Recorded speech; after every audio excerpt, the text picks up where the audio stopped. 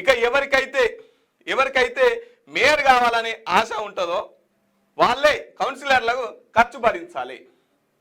ఇప్పుడు for suppose నేను mayor కావాలని నాకున్నది అనుకో, ఇప్పుడు మా మున్సిపాలిటీలో ఒక 10 వార్డులు ఉన్నాయి, 10 కౌన్సిలర్లు పోటీ చేస్తున్నారు.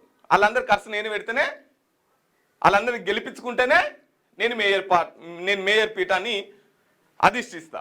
కాబట్టి ఎవరైతే మేయర్ పీఠం కావాలనుకుంటుల్లో వాళ్ళు 5 కోట్లు ఖర్చు పెట్టాల్సిందేనంట.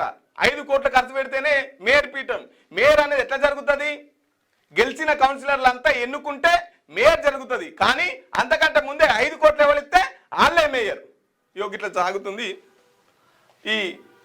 అయితే దీనికి ఏంటంటే ఇప్పుడు గజ్వేల్ మున్సిపాలిటీ ఉంది, అక్కడ మున్సిపల్ చైర్మన్ కావాలి. చైర్మన్కి 5 కోట్లు, మేయర్ కాదు. చైర్మన్ కి 5 కోట్లు, మేయర్ కేడా ఓ పెద్ద ఎత్తున అది. ఇది చైర్మన్ మున్సిపల్ చైర్మన్ కు 5 కోట్లు. ఆడ ఉండేటి ఎన్ని ఉంటాయి అనుకున్నావు? 10-12 వార్డులో, 20 వార్డులో, 25 వార్డులో, ఏరియాని బట్టి మొత్తం ఒక 20-30 వేల ఓట్లు ఉంటాయి అంతే. ఆ రకంగా నడుస్తుంది అన్నట్టు.